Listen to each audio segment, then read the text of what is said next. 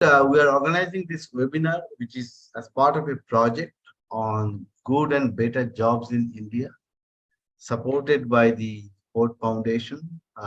This is the second phase of the project, which we are implementing. So in this project, we are not looking at the employment situation in India per se. What we are doing is to see that how we can have better workers' welfare. What are the conditions necessary for improving workers' welfare in India? Having said that, and before I come to Himanshu, let me say a few things given the context of this webinar. As we all know that growth is important for everybody, for all economies. We know that Indian economy is growing at a fairly good rate, uh, between 5.5 to 6.5, maybe even 7%. Of course, there are some concerns as well about the those rates.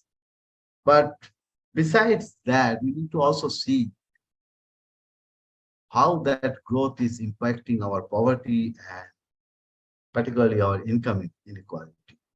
Therefore, the question that we want to address is, while growth is important, unless we're going to face with severe supply side shocks in future, shocks such as which can arise as a result of uh, sudden hike in oil prices or sudden changes in our production system due to climate change and such other factors. I think we are fairly all right in terms of growth. It can vary from 5.5 to 6.5 to 7, but that is all right. And of course, we need more reforms in order to achieve that. At the same time, we need to see whether what are the measures that we can probably take to address inequality. We all know that the inequality, I'm talking about income inequality for the moment. We know that income inequality is increasing in our country, though I have some doubts on its measurement. To me, the simple measurement of income inequality is the difference between GDP per capita and our median income. And if the triennium average of that difference, I'm talking about triennium average so as to even out certain changes. If triennium average of that difference, let's say over the last 3 decades, that is increasing, if the gap is increasing, then definitely we are facing income inequality. And if that gap is increasing at an increasing rate, then the situation is more alarming, so as to say. So I don't know whether somebody has looked at those data. We are trying to do that as part of our work. So let us see what that data tells us. But having said that, hello, I'm on a webinar, I'm sharing. Having said that, let me now come to our panel. And as you know, we have tried to frame a few questions for you, and we're going to have, I'm sure that there'll be other things that you would like to say, but that may come in the second round of deliberations.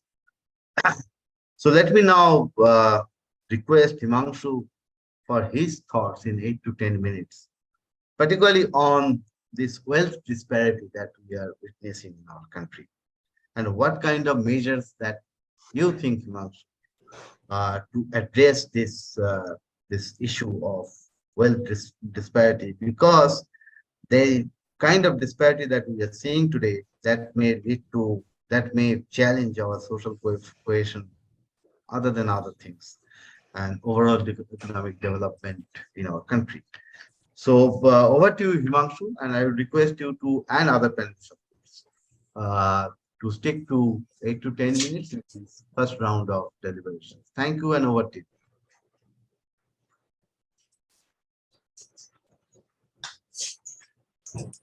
Hello, am I audible? Yes, you are. Yeah, okay. Go ahead. Okay, so thank you, people, for those introductory remarks. And I think I'll pick up from where you left in the sense inequality, I don't think is a standalone phenomena, something which is very much linked to the full process of growth. Inequality is generated in the process of growth. It is not something that is outside the process of growth. While it is definitely a result of what kind of growth we are looking at and who benefits from this growth, who are the people who benefit from, which sections of the population who benefit from this growth, it is also true that inequality is also something which determines how much growth you are likely to have, not just in the medium run, but also in the long. And I think there is a very, very close link between these. And I think in that sense, what we have seen in the last, what we call as 3 decades of reform, I mean, and we are still talking about more and more reform. I don't know if this word reform has become like forever going on and never ending. But I think what we have seen now is that today our growth is now much more vulnerable to shocks compared to, say, for example, even earlier it used to be, but now it is much more vulnerable to different kind of shocks. And the reason why it is much more vulnerable to shocks is because the drivers of the growth are being, are somewhere the major drivers of growth, among which the major part of the growth driver is the consumer demand. That is something which has been has been under stress for a long period of time. I mean, we are not an economy which are completely dependent on exports. And on the other hand, a large part of our total demand generated in the economy is basically domestic demand, which roughly accounts for around 60% of the total GDP. And inequality in that sense determines what kind of demand will be generated, how will the demand will basically lead to more investment in the economy. And in other words, it is also something which can be broken down into which parts of the economy are creating demand. And I think wealth inequality is only one dimension of it. I would highlight 2 other dimensions of the inequality, which are equally important, and something which I think will come out later in the discussions. The other is the inequality in terms of wages, or for example, earnings of workers in the economy. That is the simplest way of looking at what impact the economy is likely to have, given the increasing inequality in incomes. And that is a gap that has increased. There are no 2 doubts about it. And that is something which is now obvious that India is among the highest, among the countries with a very high level of inequality as far as wage incomes are concerned. The second kind of inequality is an inequality which is normally also called as a horizontal inequality, which is inequality not just in income and wealth dimensions, but inequality in dimensions of education and human development outcomes. Now, these obviously determine, I mean, obviously, low level of education is likely to lead to lower income and lower earnings. But the impact of the education inequality, health inequality, nutritional inequality, and several kind of discriminations that are existing in the society, that led to an inequality which is also intergenerational. It is not just the current generation which is affected by lack of access to education, health, and other basic services, but it also affects what is likely to happen as far as the intergenerational mobility is concerned. That is an inequality which is difficult to measure, and it is very difficult to deal with also. But I think that's an inequality which is also very, very important to deal with. And I think in many ways, our challenge is both ways. I mean, while we may have achieved 7% rate of growth, we might have done economic reforms, we might have become a trillion economy, 3 trillion economy and whatnot. But as far as the second part of it, which is concerned, our improvements in human development, they are not only low compared to even countries which are of the similar level of income as India, but also huge inequality that exists.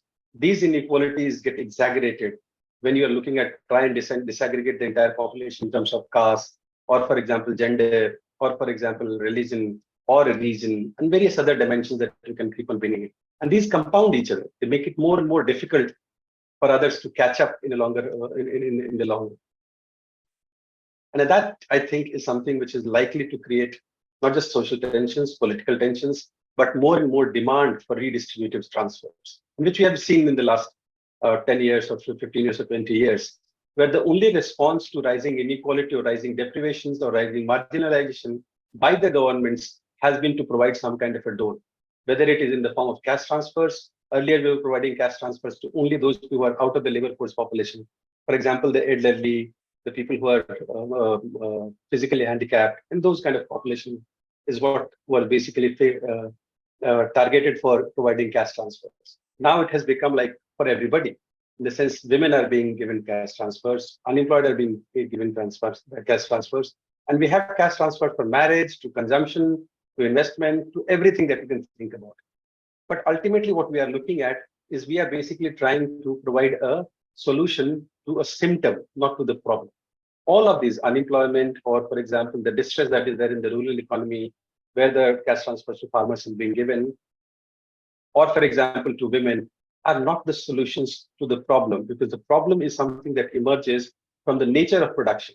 The nature of production, which basically excludes certain sections of the populations, gives more preference or more priority to profit generations and profit accumulation compared to wages being given to workers or workers' protection.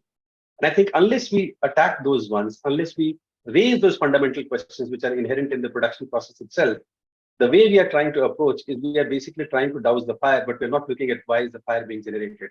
What is it that is basically leading to the fire becoming more and more vicious? And I think the social and political tensions are now obvious. When people are on the streets, I mean, remember the three dominant agricultural community which we used to take pride of, the Jats, Marathas, and the Patels, they were all on the streets trying to fight for reservations for jobs. Government jobs which doesn't exist. I mean, why go so far back? I mean, look at the whole issue of this Manipur tension that is there. It started from demand for reservation of a particular community in the list of the reserved category. But this is not the solution. The problem is that nobody has the opportunity. People do not have the upward mobility. People do not have access to income. People do not have access to education. People do not have access to health, or for example, other human development, which is constitutional duty of the state to provide for. Unless we tackle those issues as well, along with the monetary metrics, which is income, wages, or for example, wealth that we talked about, we are not likely to have a solution of the inequality being taken care of. And I don't think the governments are even thinking about those issues. In fact, the problem of the current approach to fighting inequality is to, whenever there is a demand, for example, farmers, there is unrest, you provide some kind of a cash transfer to them. The unemployment there, you provide some kind of a cash transfer. The women, there is a problem, you provide some kind of a cash transfer. But nobody is asking as to what is wrong with the basic production structure, which is not just inequalizing in the sense that capitalists take the larger share of the total value added in the economy, but it is also something which marginalizes, something which excludes, something which basically creates more vulnerability for the population which is vulnerable. And I think we see that happening in the private sector, and we see that happening by stealth in the public sector as well in the government sector through a process of contractualization and informal. And I think those fissures are unlikely to be taken care of unless we take the bull by the horn, which is raise the more fundamental questions. So we see those social and political tensions rising. What is happening in Manipur, what is happening there in terms of violence, in terms of reservation, what we are happening in terms of farmers protesting on the street. These are issues which are likely to become more and more serious. They are going to aggravate unless we ask the fundamental questions of tackling income inequality, but also horizontal inequality, also inequality in human development.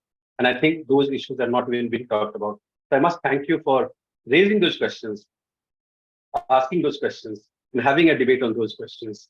I don't think we have a clear-cut answer at this point of time, but simply asking those questions, making it in a public debate, is itself a big contribution to fundamentally raising those issues into political discourse. And I hope it is picked up by in the larger debate on the economy that is currently going on. I'll stop here.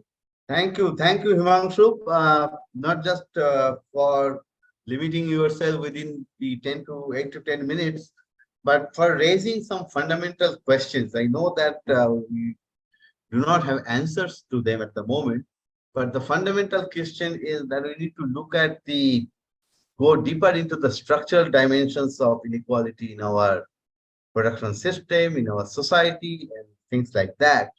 And unless we do deep research and then come out with our recommendations, then supported by data, then we may keep going around in anecdotes and in the world of anecdotes, basically, and then keep discussing or deliberating on the same thing in different language ways.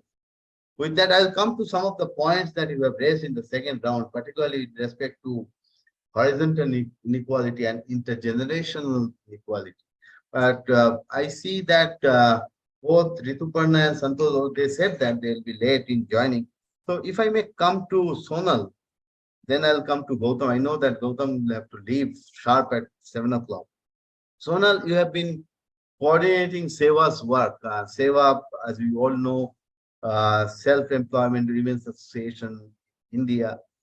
Seva's work with informal sector workers uh, at the grassroots.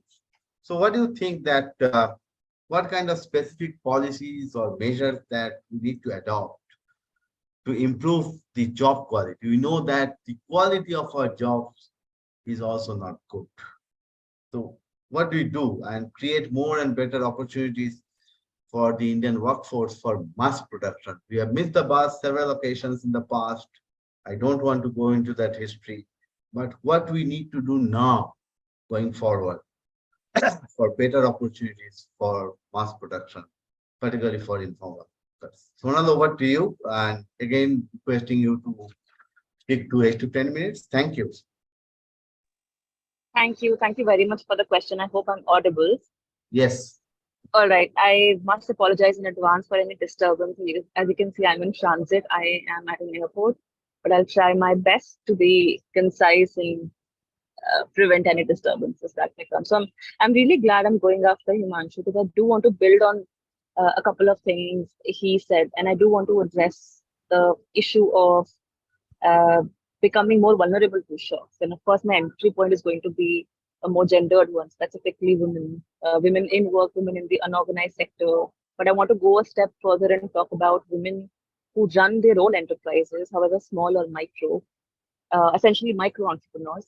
And often these women are part of a household enterprise, and her work may or may not be visible or registered for that matter. Specifically in India, if you look at uh, enterprises, the smallest category is micro, and and for an enterprise to be a micro enterprise, it has to have a turnover of up to a crore, sorry, 5 crores, and investment of up to 1 crore. But if you look at the state of women-run enterprises, and this is of course based out of NSSO data 15-16, over 90% of women-owned enterprises have an annual turnover of only over 10 lakhs. And 50% of all of these women have an annual turnover of only about, at the most, 1 lakh. As you can see, majority of these women are concentrated at the very bottom within a very big bracket. And it's important to say that these women are not a homogeneous group. Their needs and their issues vary, and therefore the solutions for them must also be tailored to their problem. Uh, the way Seva Bharat, the way Seva has looked at supporting these women is from the lens of building their resilience and then fostering the growth of their enterprises. And when we say resilience, really the idea is that in a state of multiple shocks, their enterprises don't go under, they don't fall back into wage labor and from there into abject poverty. So the idea is for her to stay afloat, to have enough of a buffer, a socioeconomic buffer that helps her run her enterprise. It's not profitably, but at least enough to subsist. For resilience, the idea is to look at a very holistic picture. So to look at access to healthcare, access to childcare, access to micro insurance, access to basic infrastructure services. There's plenty of evidence out there. Thank you very much for at least highlighting a couple of very important points. One is that our micro entrepreneurs, particularly women entrepreneurs, they are not just micro, they are tiny. So can't we think about a system at the provincial level, at the state level at least, to, I'm talking about an ecosystem, let's say a micro, tiny entrepreneur employing 1 or 2 people as we see in our country. Can't we have a system in place for providing some basic social security needs to take? Why can't there be a debate on that at least? So that is something which is bothering us. And Sonal, I think she was trying to highlight that point. internet issues, you don't speak much. And we'll see yes or no. You are there. Over to Thank you. you. Thank you for, thank you. Thank you. So just want to focus on a couple of these social security factors, whatever comprises the social economic buffer that helps these women stay afloat. One thing I want to really focus on is, if you have to promote women's entrepreneurship, you have to support creation and development of women's entrepreneurship incubators, accelerators. These are institutions that do hand-holding support, they do business support services, they do mentoring. And in India, 90% of women's enterprises actually don't have access to formal credit at all. So a dedicated women's enterprise development fund is essential. I'm really sorry for the background noise. Secondly, the gender digital divide. That must be addressed if you want to focus on improving digital literacy. Uh, Currently, lots of schemes are only accessible online. So there is an assumption that everyone will have access to a smartphone, everyone will have access to internet, everyone will be digitally literate enough to navigate through that. And that's not working. There's a huge gap there. 30% of women actually in the country use internet as compared to men, which is more than half. 26% of women actually only own smartphones as compared to men who own 49, as compared to 49% of men who own smartphone. Thinking of a solution where you come up with an idea of intermediaries, financial intermediaries such as digi sakhis or internet sakhis, who are from the community, who could be who could play the role of that facilitator in helping women access digital platforms, digital devices, to access social security, to promote their businesses, is something that Seva has been trying. I know a lot of other institutions are, so is the government, but I think there has to be more focus on building the capacity of these digisakhis to begin with. One very important thing I want to focus on is access to childcare.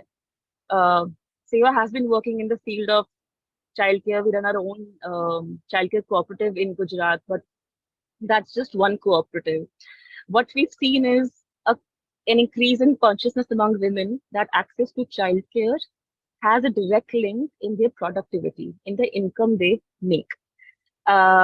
We of course have a very strong ICDS network, but these Anganwadis, we've spoken to a lot of our members who are all across the country. These Anganwadis are supposed to run for 4 hours.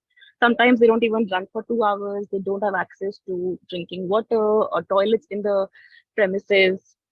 What if we turn the ICDS into a crash facility? What if you, instead of opening it for 4 hours, open it for 8 hours, offer another meal, give a little more compensation to the worker? That's really going to make a big impact. That's 8 hours. That's going to help the women boost their productivity. And productivity, we must not only think in terms of the time saved or income that can increase. It is also about just basically just having a nap, investing on your own well-being. So not everything has to be counted in economic terms, really. But falling back to the access to infrastructure services, I mean access to basic drinking water, toilets, drainage, sewerage, street lights, they've all been linked across multiple trades, be it domestic workers, street vendors, home-based workers, agricultural workers. They all need these access to these services for productivity, for safety, for staying connected to infrastructure. And that's something that we can work on. I just like to sort of end by saying that uh, just by giving a small anecdote from a recent study we did. It was a visual study. We thought there's a lot of focus on digitization, but really, are these women part of that change, or are they being left behind? So we asked some women who had access to smartphones in peri-urban and rural areas, the young women, to capture what they think is digital for them. And what they came back were, of course, photos of a laptop or a computer or a phone, but also the photo of an electric kettle, an electric iron, a refrigerator, a sewing machine, a, a washing machine. And really, what we understood from that is, for them, what is digital is not the GEM portal or the Udyam portal, or being able to access services online. It is about productivity, it is about saving time, it is about technological advancements. So there is a need and there is an aspiration, there is an understanding for it, but the gap must be bridged. It's really as much a question of aspiration as it is a question of the infrastructure that they can access to. I'll stop there. Thank you. Thank you, Sonal, for putting your thoughts. I think they are very, very important. They are micro in nature, and we need to see that how those things which are how things are happening on the ground. That is very important. I see that there is, I mean, essentially from what Sonal has said, I see that there is still very much gap, macro micro gap in our policy making itself. Having said that, and I also see that Santosh has joined, so thank you very much. Santosh, I'll come to you. But before that, let me request Gautam. Gautam, given various other challenges, uh, particularly those which are arising in the geopolitical space, can you solely focus on reducing inequality without emphasizing on growth? I know it's a bit tricky question, but I think that we know each other for such a long time. So let's hear your thoughts on this particular question, and of course, any other point that you would like to raise in 8 to 10 minutes. Thank you, Gautam. Over to you. I don't actually think, thank you for asking me, and thank you asking me to be here, and thank you for framing it in the way you do. I actually don't think, there is a dichotomy between growth and inequality. And if I look at the note you circulated, I dare say, and I'm sure that's part of a larger debate, but I think the sort of Kuznets stages of development or curve, as it were, was a dead idea long before Simon Kuznets died his biological death.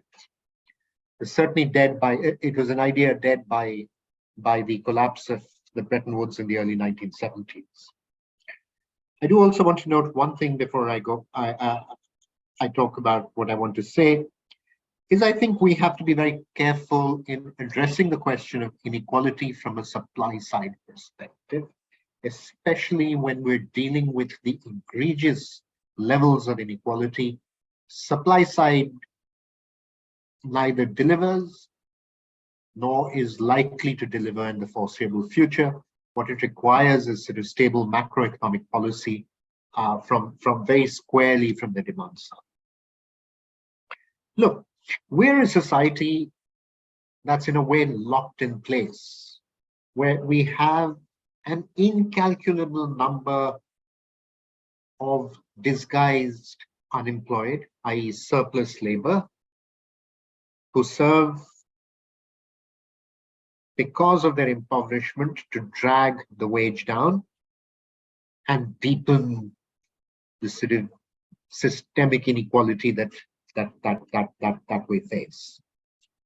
And I can see no way forward but to deal with the jobs crisis and to address the wage question. And let me put it this way. About half of India's working population is employed in so-called self-employment. The vast majority of this self-employment are not self-employed by choice. They're self-employed for survival and for want of anything to do. They're not actually engaged in capital accumulation, not even at the margin. They're engaged in self-exploitation, typically living on the margins of subsistence, if not well below it, and bearing the risks that come with being so-called entrepreneurs.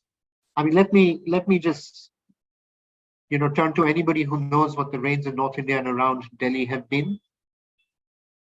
If you were the now epifamous tea vendor in our country, in the city of Delhi,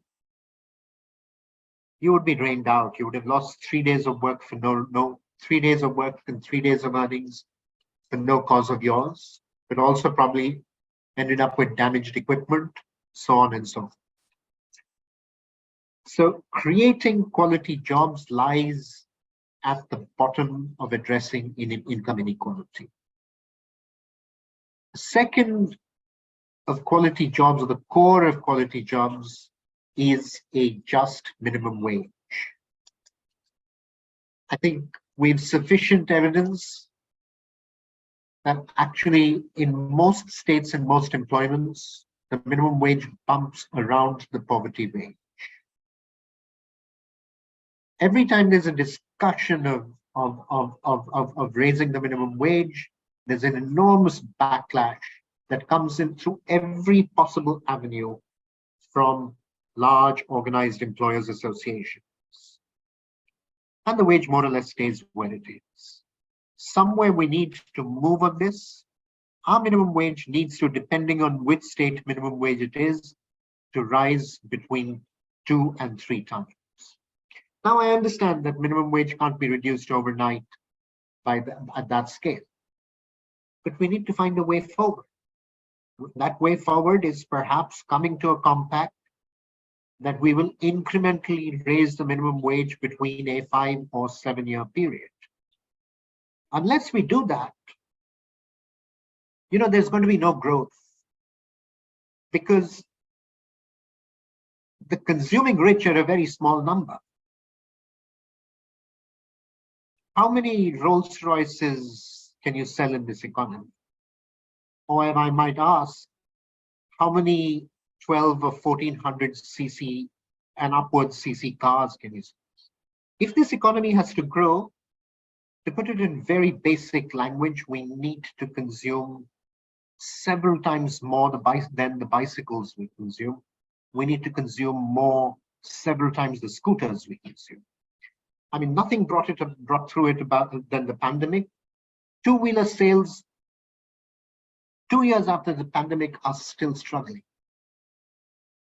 Luxury cars, the upper-end car sales are booming. What does that tell us about it? What does it tell us about where consumption lies, how limited it is, and actually what the implications of that are in equality? The first speaker spoke about the consumption crisis. In a way, the minimum wage very squarely addresses that crisis. I think with the minimum wage, now the question is where you roll in the minimum wage, how high you set it. Where do you place the cost of public goods, of health, of social security, which I just put down in 4 terms to start: core social security, universal access to health, a pension at 50% of a universal pension at 50% of the minimum wage, maternity compensation, and finally accident compensation for accidents in the workplace. Where are we going to place the costs of this? Is it the exchequer? Is it the employer? Is it a combination of both? Should there be a payroll tax at the highest level of where the economy is taxed? Then there is another set of public goods: education, housing, public transport. Do you build this in the minimum wage, or do you create public provision for these services? The minimum wage is social security plus public goods. That is what makes for a decent living. And this is actually what we need, what we need to address. Let's face it, in every state of this country today, there is violence on the question of jobs. There is violence on the question of admissions to universities. Where does that come from? That comes from the inability to provide jobs. And therefore, intergenerationally advantaged sections of the population are actually breathing down the throat of those historically discriminated, as if they are taking away jobs and university admissions. None of this, of course, is going to happen unless we find a way to regulate capital in whatever limits that we can regulate capital. I'm just holding up this morning's Business Standard view.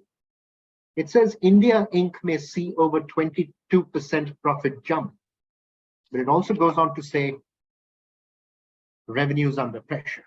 What does that tell us? Actually, what the pandemic has done is result in whole-scale profiteering.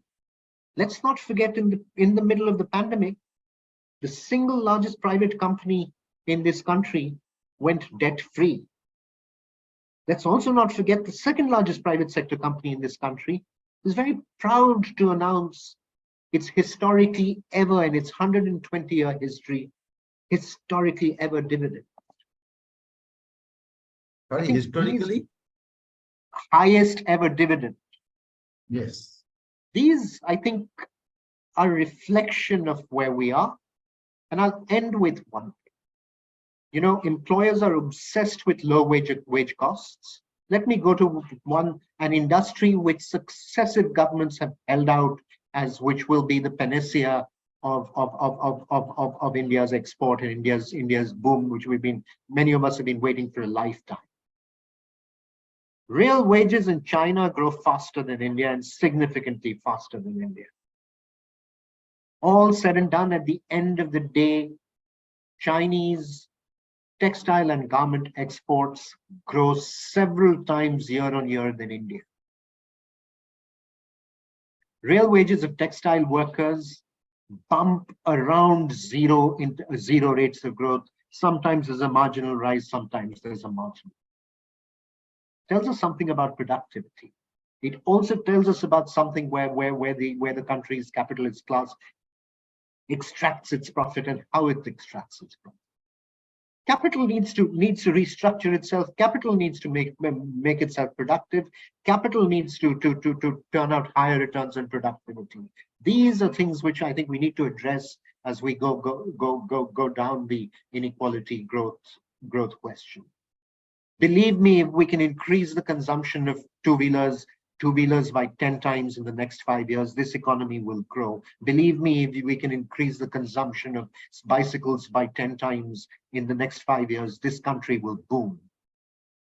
Thank you for the opportunity to speak. Thank you, Gautam. Much food for thought for us. Going forward, I mean, in the first phase of this work, you may remember that when we went to various entrepreneurs, in the textile sector in particular, all these points have come.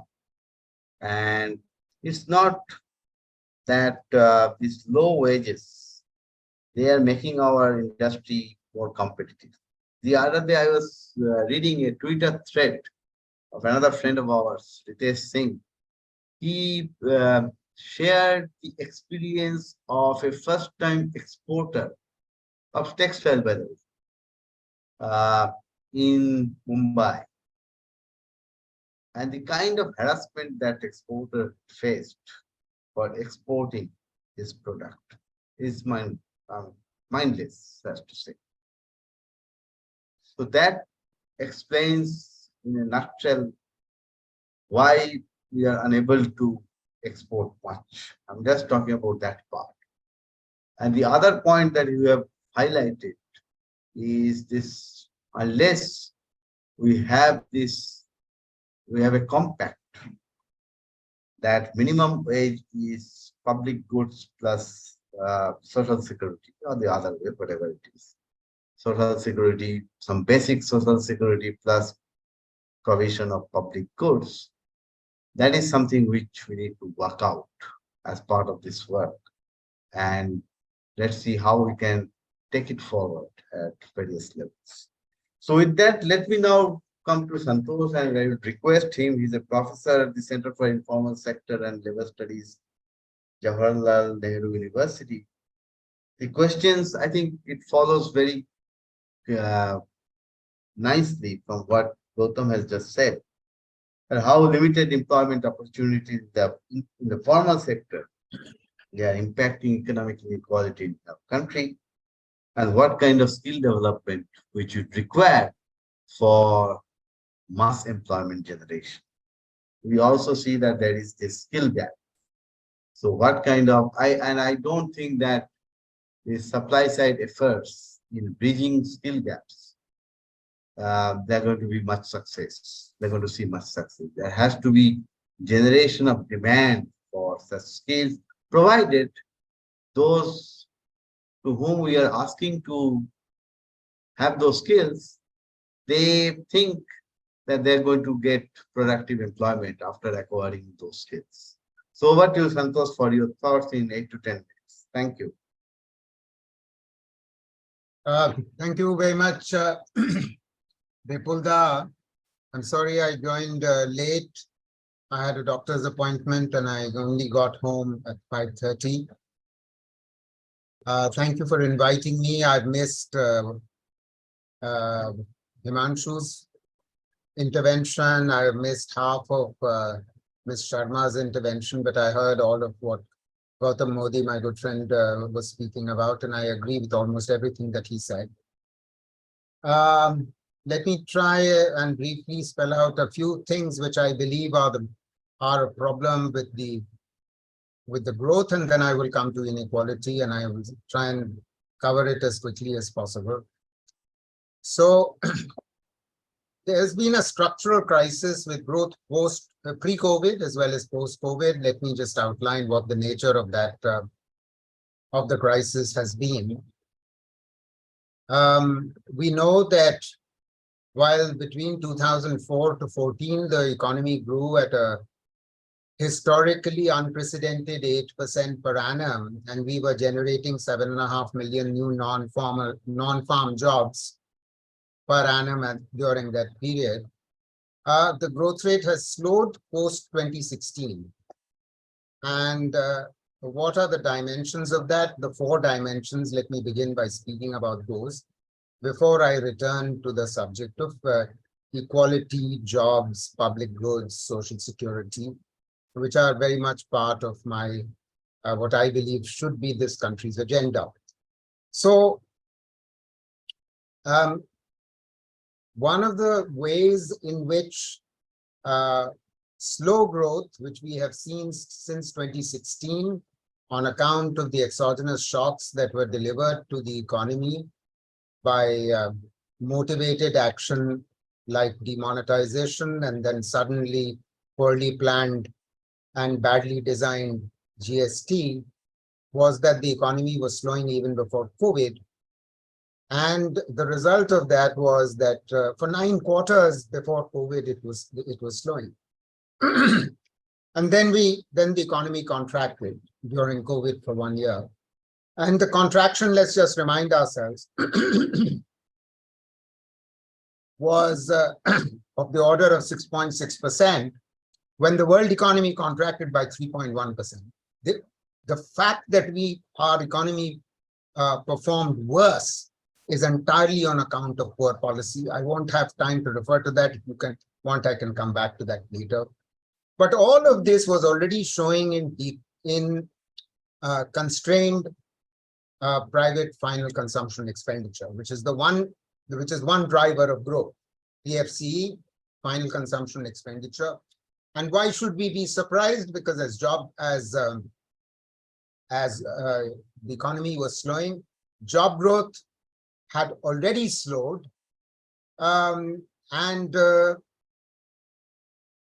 between 2012 when the total unemployed was 10 million in the economy, the total unemployed by 2019 had already tripled to 30 million, 3 times. And thereafter, during COVID, the number of unemployed grew even further. These are historic highs. So if final consumption expenditure was low, which Gautam was rightly referring to, and it has remained low, it has barely climbed just above the levels of pre-COVID. Why should we be surprised? I'll return to this in a minute. This government, secondly, the second driver of investment is, of course, investment. This government inherited an investment to GDP ratio of 31%. It had been much higher, but before 2014, it was coming down, but at least we were at 31%. So we continued to grow in 15-16 at a reasonable clip. But thanks to the exogenous shocks beginning from 2016, the unorganized sector suffered very severely. The economy was slowing. And one dimension of this was that investment to GDP ratio fell. So for much of this government's period, the investment to GDP ratio has been systematically lower than what it inherited. It had fallen to 26% in FY22. It's only just climbed back up to 29% in FY23. Unlike what Arvind Panagaria has been tom-tomming, it is not 34%. He's reading the numbers wrong, but never mind that. So you cannot create more jobs if investment doesn't revive. And unfortunately, the government is having to take up most of the slack by increasing public investment. The third driver of growth is our exports. You won't believe what I'm about to tell you, and most people somehow don't seem to be familiar with this.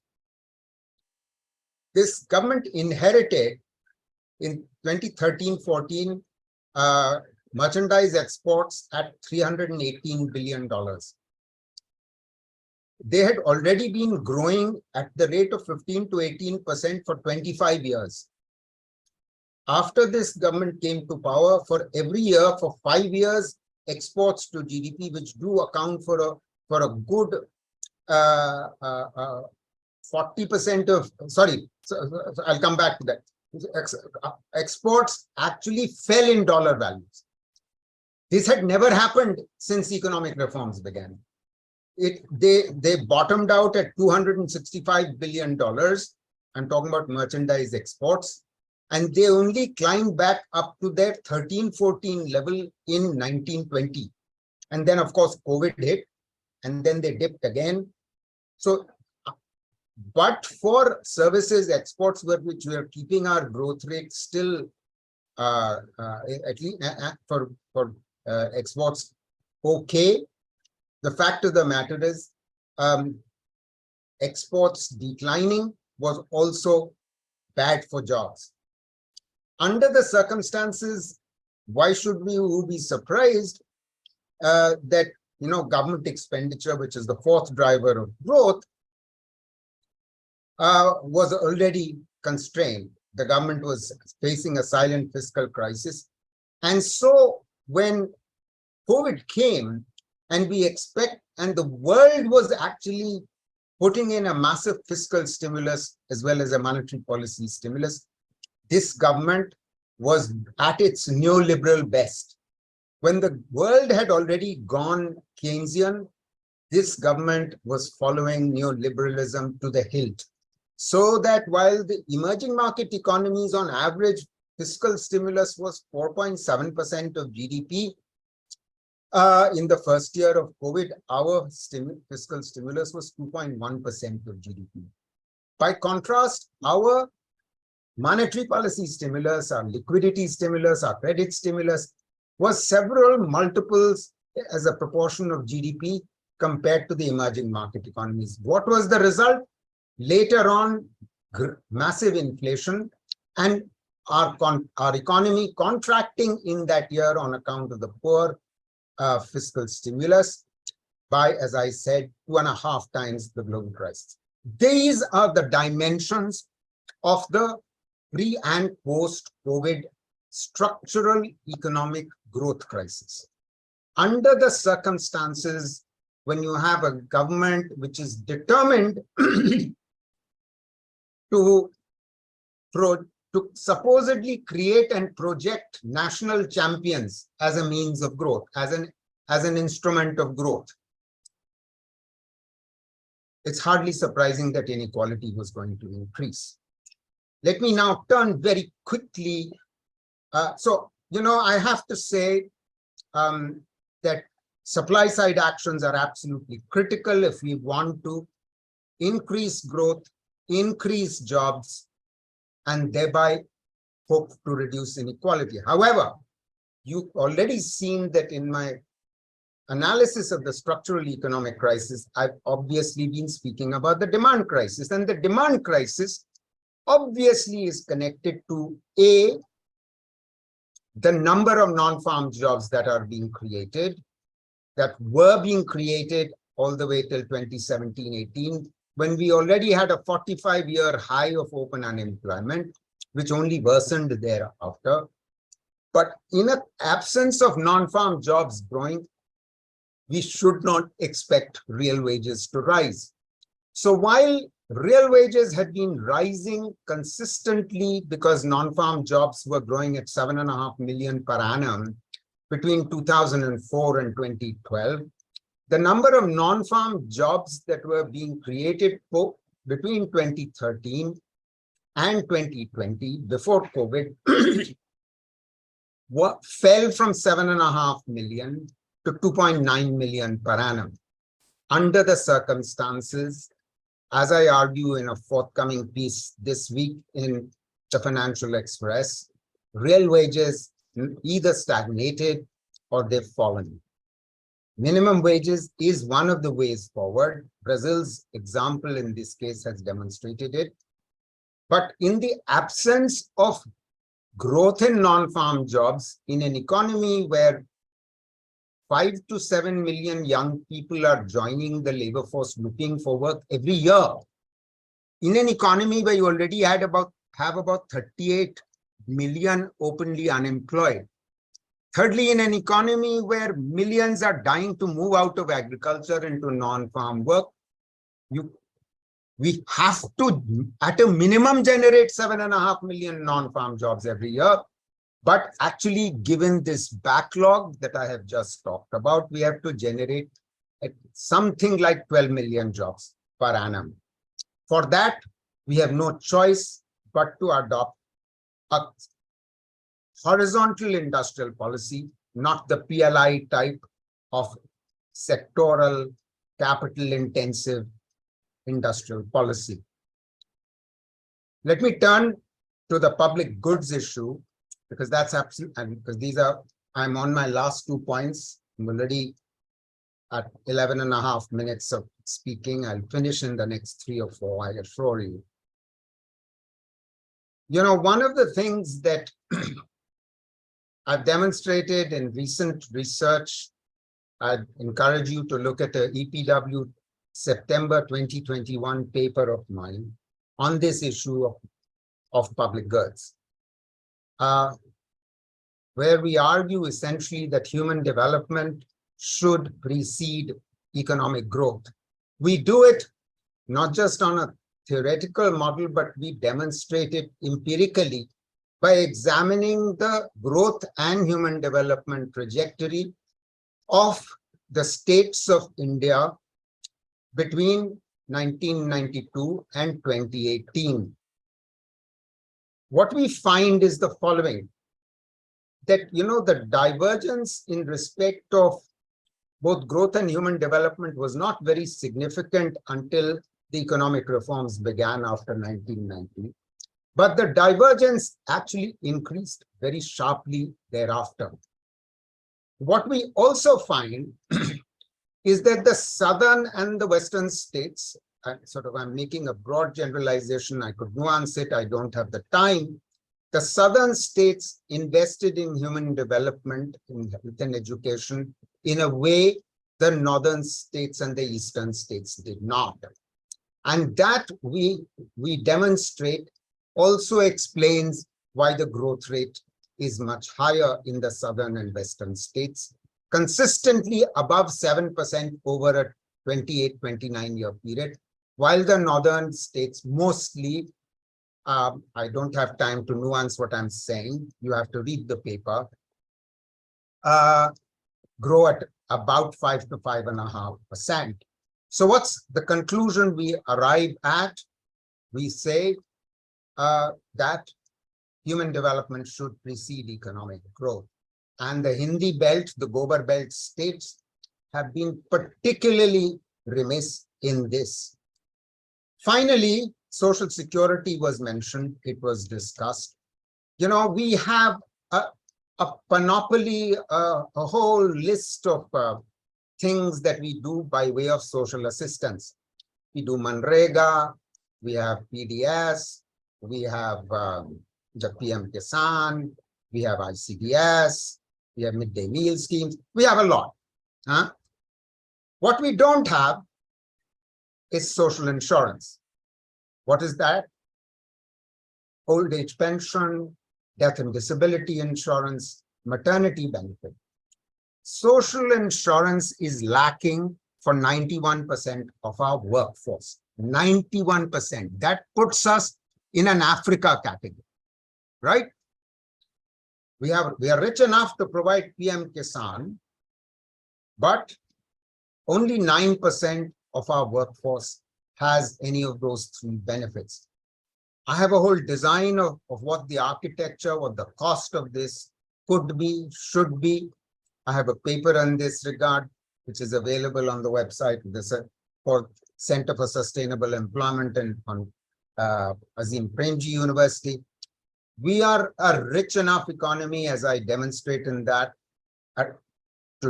to actually adopt social insurance for all our workers and provide social security over the next 10 years quite quickly. If we did what I've just been saying, created jobs, invested in the health and education, particularly in the northern and eastern states, and made the effort to extend social insurance to all our informal workers, it will be something which will sustain GDP growth and not lead to a situation where you have volatile growth as we have had over the last 20 years. Thank you very much.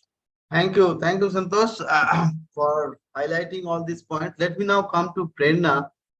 Prerna works at the Just Jobs Network as a fellow. And Prerna, after hearing all this, unfortunately, someone has to leave. There is due to a medical emergency. But so Prerna will be the last speaker unless Rituparna has joined. So it is a waste problem. We have all heard this. And then after hearing Santosh, it is important for us to understand the non-income aspects of inequality as well. And from your work, I understand that Just Jobs Network is working a lot on not just on income aspects, but also non-income aspects of economic growth, of inequality, and those kind of issues. So how do you see that those non-income aspects, which include gender, caste, regional disparities, which Santosh has touched upon, social opportunities or lack of education, healthcare, how are they affecting India's economic growth, and in turn affecting our inequality in our society? Over to you, Prerna. Thank you so much, Mr. Chattopadhyay. Am I audible?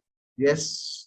Great. Thank you so much for inviting us, and it's been a very engaging discussion till now. So we at the Just Jobs Network work on jobs and labor market issues, and I think where Professor Mehrotra left off is a great point for what I wanted to talk about. And I think, I will primarily be building on things that most of the speakers have already spoken about and addressed.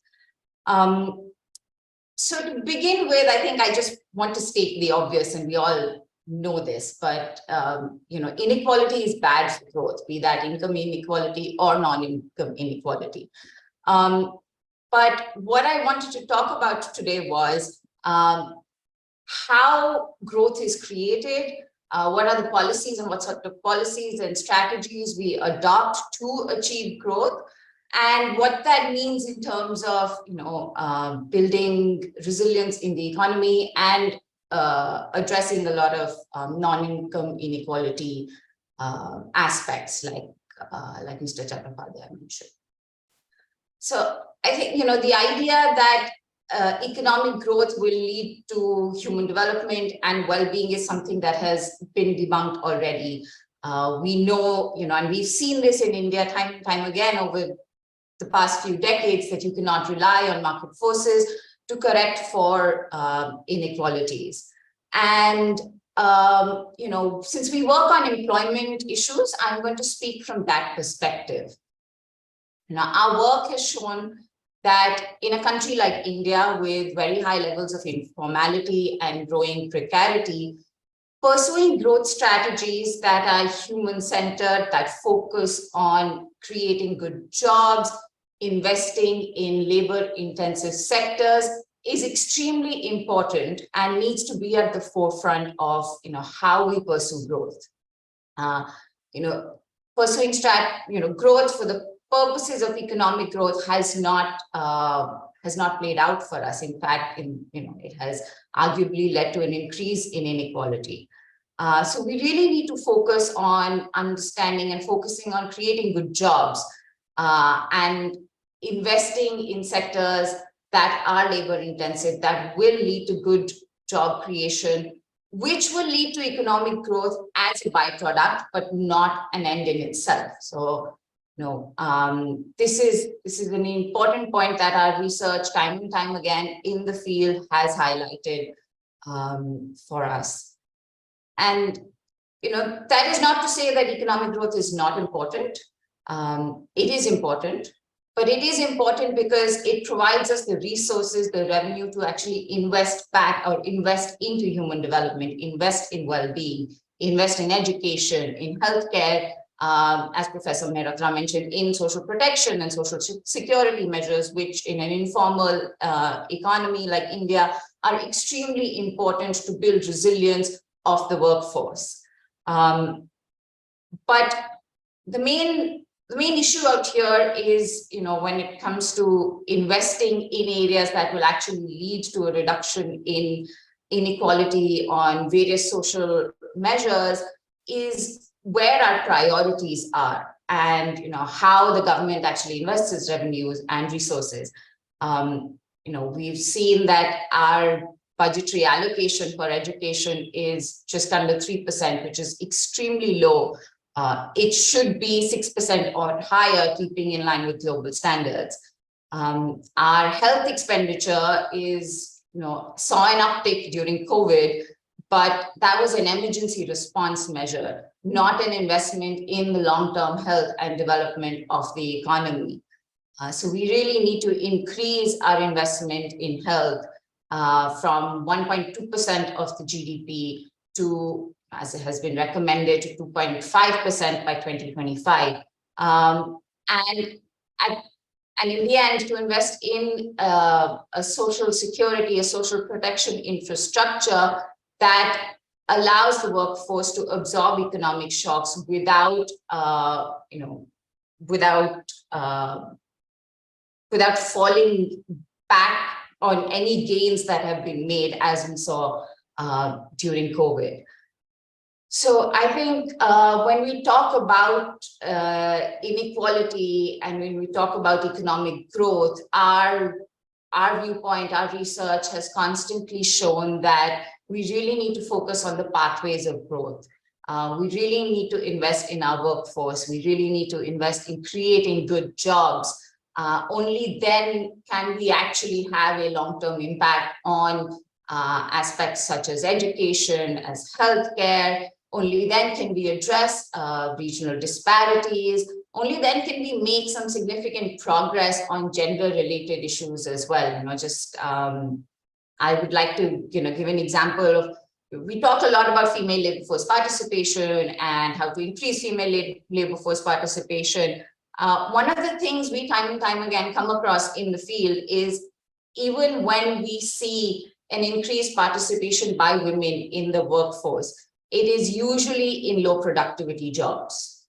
How do we actually break that cycle? And to break that cycle, we need to focus on strategies that invest in building capacity, building skills of the workforce, enabling access to better quality jobs, and providing a buffer, a security system that allows workers and, as a result, the economy to build long-term resilience that is not in response to a crisis, that is not short-term, that is not reactive. However, instead focus on preventative measures, preventative health, instead of focusing on emergency care. As we do that, as we focus more on human-centered, labor-intensive growth strategies, it will provide us with revenues to invest more in development, more in growth, creating a virtuous cycle and ensuring that economic growth and economies serve our population instead of the other way around, where people are serving economic growth, which is really not the point of growth to begin with. Thank you, Pranab, for highlighting all these points, which I think are important to understand, to have a holistic understanding of this subject.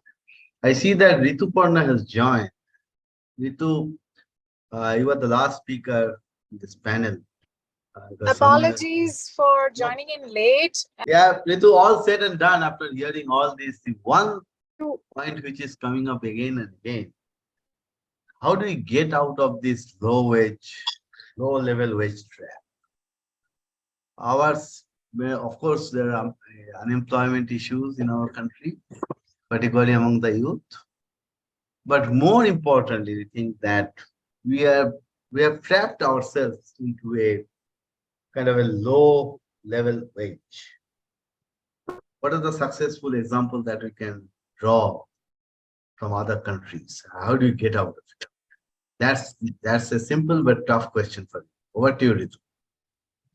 Thank you so much. So yeah, it's definitely a difficult question, but nonetheless, just to give you perspective that in the last 20 years since we founded Team Leaves, I'm just giving you data based on the cohort that we work with. Over the last 20 years, we've given jobs to a little over 2.5 million kids in the country, and I'm just relying on that data. So at that point, the average wage of the what we call the flexi workers, temp workers, I'm leaning on them because they're reflective of the on-ground employment, and especially kids who are trying to make a transition from informal work to work of dignity. So the wage levels at that point of time used to be around 6,500. So today, our average wage of the same cohort of kids who are entering maybe they have some kind of informal job experience here and there, but around that age group of 18 to 25, we're talking about a wage of already 28, 29%. Of course, one might make a case that much of it is because of the natural wage inflation and so on and so forth. But the fact that it has been made possible, it's also an example that when markets start opening up and are receptive to creative economic models, which kind of also kind of triggers economic activity, it's very much possible to do that. I'm also somebody who is not I'm not convinced about any kind of state-funded current prosperity for all as a means of establishing dignity of work, as I believe that it's an act of mere passing on the burden of debt to the future generation and shall become a dagger in the flesh of our kids and grandkids, maybe my daughter, yours, others in the panel. So, but what I do believe that state does have a responsibility, but the state's responsibility essentially, I feel, would be to ensure that all the bottlenecks that today are hindering economic progress, whether it's infrastructure, whether it's in terms of reducing the burden of compliance and cost of compliance, whether in essentially creating a habitat where it's easy to do business, where organizations and companies and enterprises, we know that as against the millions and millions of enterprises which exist in India, how many of them actually have a GST registration? So, but then in India, still it's lucrative for an enterprise to remain a dwarf rather than aim or have an ambition of scaling their business through which they can hire a lot of youth and therein probably kickstart an economic activity which actually has impact on wages. We have made some progress in that direction. You are seeing that certain cities in India where our youth are always at an advantage when it comes to the kind of wage that they command. But the problem is it's inequitable today. Right now, a kid in Bangalore essentially genetically, because they've chosen Bangalore as their pin code, is going to be whether they have the necessary skills or not at a better wage, has a command over a better wage premium than, say, somebody who's born in Barmer. And I think these are the things that I feel the state, whether it's at the central level or the state level, we need to start thinking about it. That can we create equitable economic activity? We should not stop at calling it an economic activity of India, because India is different. In India, the challenges are different, and how economic outlook of Karnataka differs from economic outlook of Rajasthan. So I think the state's role, I personally feel, is to kind of create an ecosystem where there is an equitable spread of prosperity. Every state should be able to create themselves as a job magnet. And when I say job, I'm talking about dignified job, quality jobs, which has the command over those kind of wages. Right now, the wage disparity is shocking between the north and the southern part of the country. And that's honestly is happening because there is little or no economic activity in some of these states. Like during the COVID, we saw there was a lot of hue and cry about how the effects of reverse migration and why do we have migration in the first place. But I guess those lessons and promises, unfortunately, have been long forgotten. And I don't see any on-ground work because all those migrant laborers are back to the cities or states where there is prosperity. So I feel that India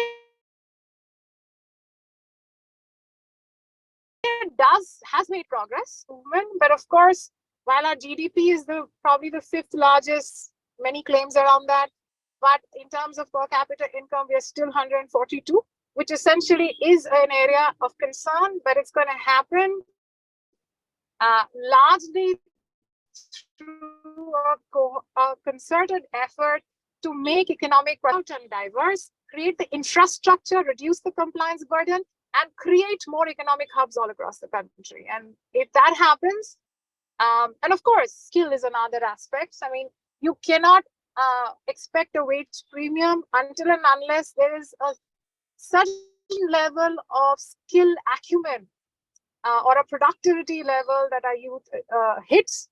Without that, it's just going to be an aspiration of someone else taking care of these kids or somebody else funding for them.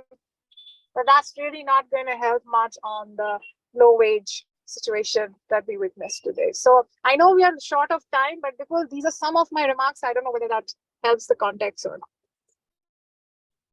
Thank you, Ritu. If I understand your first point correctly, what you were saying that there is a cohort of young people, kids who are entering the job market. In 20 years ago, the average wage was 6,500 rupees, whereas today it is 28,000. That means a CAGR of about 7.5%, which is slightly more than our average annual inflation. So I'm not getting into the details of that, but I have a question for all of you. And there is a specific question for Himanshu, but I think Himanshu is no longer there there's some serious internet issues today due to bad weather. I don't know whether Himanshu is there. I think he has left, but I would pose that question to Santosh in that case. But before that, I have a feeling that whatever employment opportunities, in whatever level, which are being generated in our country, they're getting more and more concentrated in the southern part of our country and in the west coast. A little bit of east coast, of course, but southern part of east coast. Whereas a large number of unemployed are there in our eastern part of the country. So my question to Professor Mehrotra is that how, and of course others, how do we bridge this gap? I think you have partially answered this question in terms of human development and those kind of matters or those kind of things. But over time, we also see the changes in demography. In certain states, population growth is already below the replacement level, whereas employment opportunities are generating there. Specific skills which are required to access those opportunities, they may be there more in the southern and western state, west coast, southern part of east coast. But what about the hinterland? That is something which you need to think, how are you going to bridge this gap? So that's one question for you. And there is another one, but I will come to that later. Over to you, Sandeep. Okay, thank you, Bekulda. So you're absolutely right. The population growth rate in at least two northern states, Hindi belt states, UP and Bihar,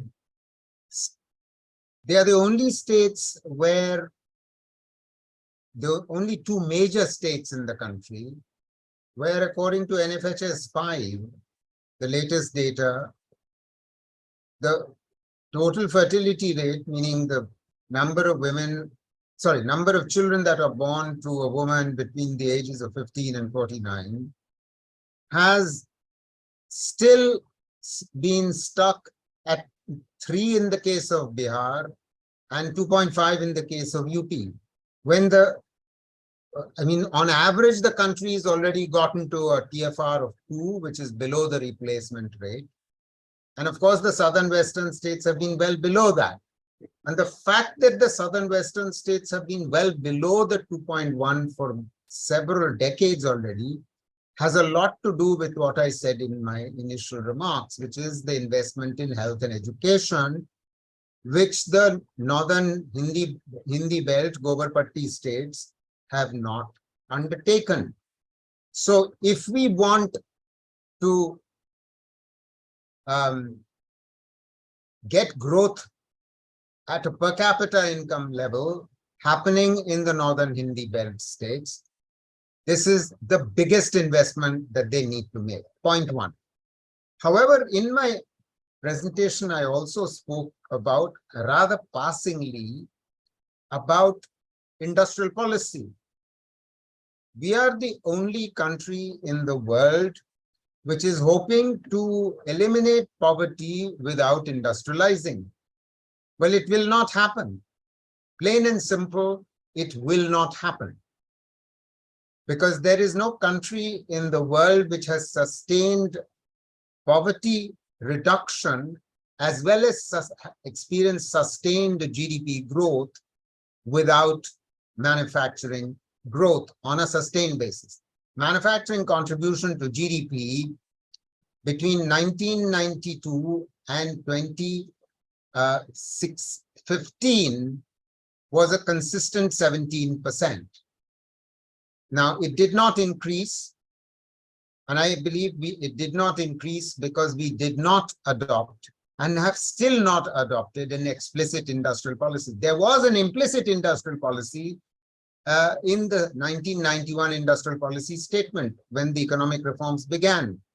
And that implicit industrial policy was 2 or 3 things. One, we will open up the economy, reduce tariffs. We will invite much greater foreign direct investment on the external side. On the domestic side, we will liberalize and deregulate, and we will de-license any expansion of capacity or creation of new capacity in industries. Fair enough. That was necessary. Those actions were necessary. The third action that was part of that industrial policy statement was that the number of sectors in the economy where the public sector would play a role would be shrunk to 8. And in fact, later it was shrunk to 4. Fair enough, that's also fine. However, despite this action, it's not that we didn't begin to manufacture, but we also reduced tariffs very quickly. So our imports increased very sharply. Our exports grew, but they didn't grow very sharply. I won't go there very much. The bottom line is, the fact remains that manufacturing to GDP remained stuck at 17%. Since this government came to power, thanks to its policies, despite all the talk about Make in India, manufacturing contribution to GDP fell systematically. It fell to 13% till 2 years ago, which had never happened post-economic reforms. Never. It's only just climbed back, the economic survey informs us, to 17% in FY23. Simultaneously, manufacturing employment actually fell on account of these government's policies. I could go into that, but as to the reasons for that, we don't have the time to go into that.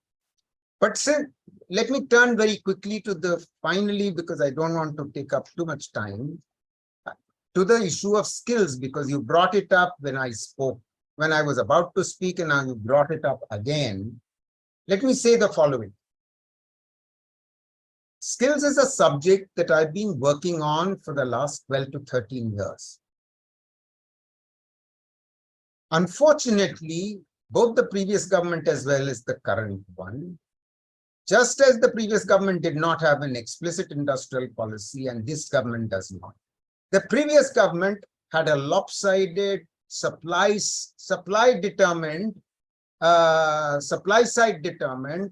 skills policy, and this government has continued that and has not, neither of the two governments ever understood that unless your skills ecosystem evolves on the basis of demand, meaning it has to be a demand-driven system, not a supply-driven system. What do I mean by a supply-driven system?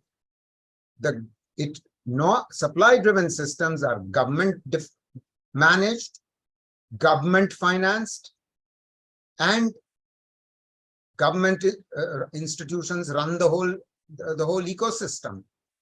I don't have the time to go into this. There has to be a mind shift in the bureaucracy, in the MSD, as well as in the departments, in the skill development missions of the state governments, that unless you bring industry into every dimension of skill development, you are not going to get the kind of skills in the country that we want. I will not elaborate. I could, because I've written at least 10 papers published in national and international journals on this. You can Google those. The bottom line is the following, Vipul. If you don't grow non-farm jobs, don't expect a great deal of demand for skills on the part of young people. And skills will become quality skill provisioning only if industry is engaged. There are ways to do this. I can't elaborate on that. Too little time to do that. Sorry, Bipul. That's about. Thank you. I would just add to your non-farm jobs, this particular argument. I would add rural non-farm jobs. Correct, of course. And whatever you said is in this intervention, that reminds me exactly what is written in Narrow Corridor. In Narrow Corridor, of Darren Acemoglu. So we need to create a compact, we need to create a movement, if I may use that word, and see to it that how, I think, instead of working at the union level, I think we need to go deeper and work at the state level. It won't be possible for us, or for that matter, anybody, to cover each and every state. So you have to have a coalition of willing to work at various states and then see what we can do. Now, I know that Gautam is to leave, he has to catch a flight to leave sharp at 7 o'clock. So let me pose this question to Gautam, which is posed by a colleague of mine, Ujjwal, that what is the correlation between, and Santosh, this is for you and others as well. What is the correlation between concentration of economy with workers' welfare and job opportunities. Can we say that more the concentrated markets, lesser opportunities are there for good and better jobs, which means substandard level fare? So, Gautam, you can take this question. Yeah, sure. I mean, I think uh, I think concentration of capital definitely results in low wages. There's no ambiguity about that. That said, it does not necessarily mean that concentration of capital should result in low employment or lack of jobs. But when the concentrated section of capital invests excessively in capital intensive sectors, then you're likely to end up with a situation where, yes, you will have a high degree of joblessness. Now, I think I've heard things this afternoon on giving back, on compliance. We're a capitalist economy. There is no capitalist economy without regulation.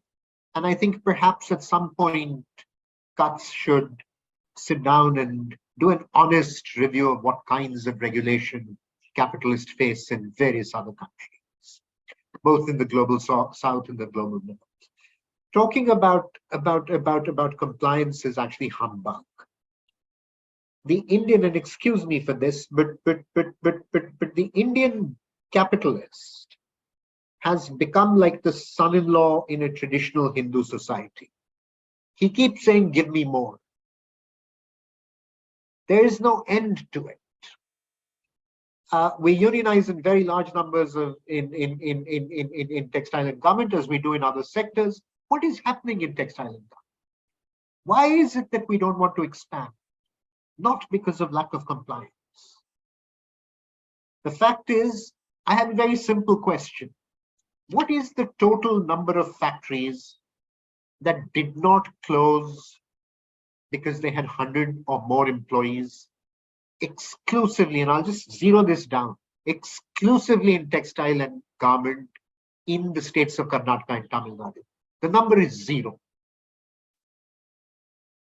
So, we're also a country with a complete breakdown of the rule of law.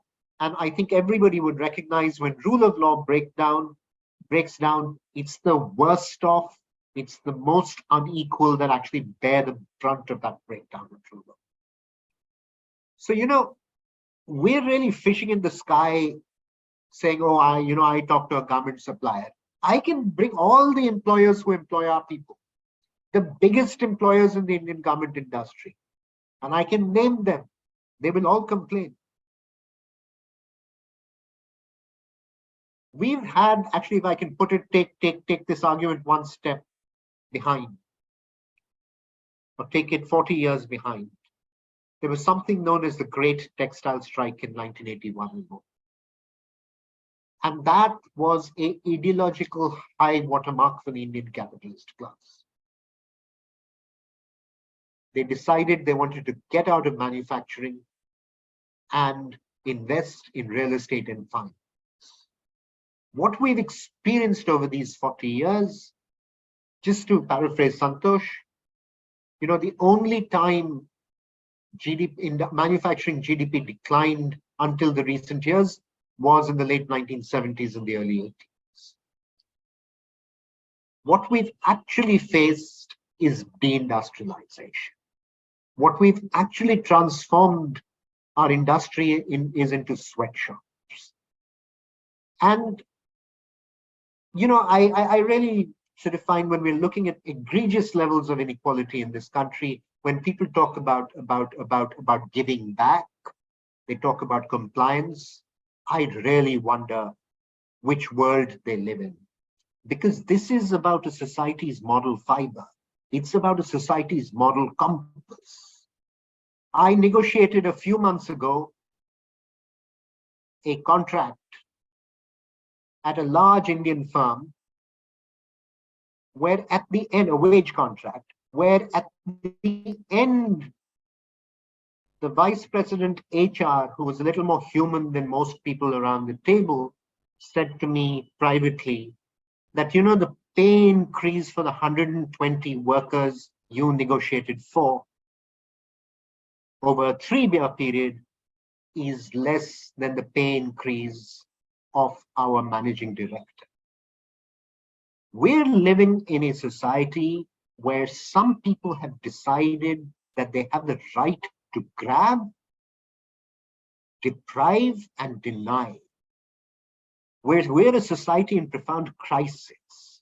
We can't just talk policy in the middle of all this, you know. We have to begin addressing moral fiber. And I'd like to stop there because I hope some people in this room will start thinking about those questions. My apologies, I have to leave. I said I'll leave at 7, but my taxi has arrived and the rain in Delhi is very sharp. So I'd rather be safe than sorry. Thank you very much for inviting me. Thank you, Gautam. We'll be in touch. Good Thank to you. see you, Gautam. Good to see you. Yeah. I want Would you like to add? very quickly 2 points. 2 points very quickly. You know, I would point your listeners to a paper by Professor Viral Acharya at the Stern School of Business, recently published a Brookings Institution paper in Washington, D.C., which is very carefully researched. He uses Annual Survey of Industries data, where he demonstrates unmistakably the following 2 trends, which answer to your question, Bipul. That in the last 10 years, what we have seen is a very significant increase in the concentration of industry by the top 5 business corporate houses of our country, at the expense of the next 5 and at the expense of the rest. Please remember, we are only talking about listed companies here, meaning the universe to which Viral Acharya is referring is the universe of the listed companies. Now, what are these 5 companies? They are all who you would expect. The Adani Group, the Ambani Group, the Tata Group, the Bharti Mittal Group, and the Aditya Birla Group. Their control over various sectors has grown enormously over the last 10 years compared to the preceding 10 to 15 years. And in each sector, control more and more, and they have also spread widely. So they have grown horizontally, but also concentrated the capital. What is the result of this for pricing? They have their pricing power has increased dramatically on account of their concentration of the concentration of production and of turnover and sales in a whole variety of sectors. They've increased markups and have contributed to a sustained high inflation rate. Isn't that interesting? Point 1. Let me just made my second point much more briefly. You know, your concern in this webinar has been on growth and inequality.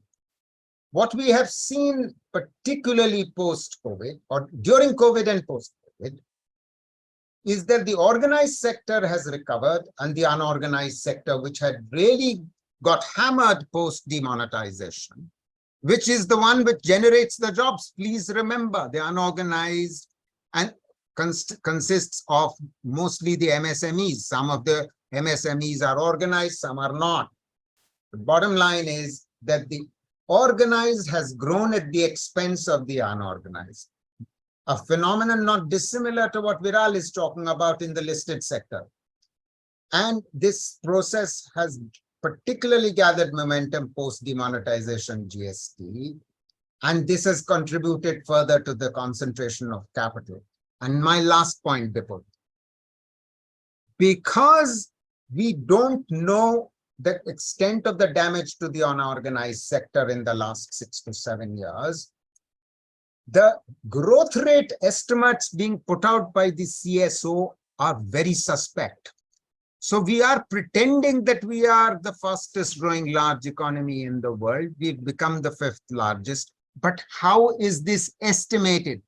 For our young colleagues, I think it is very important for them to understand that in a highly informalized economy, where the unorganized sector is extremely large, the firms in this unorganized sector are 70% are not registered anywhere.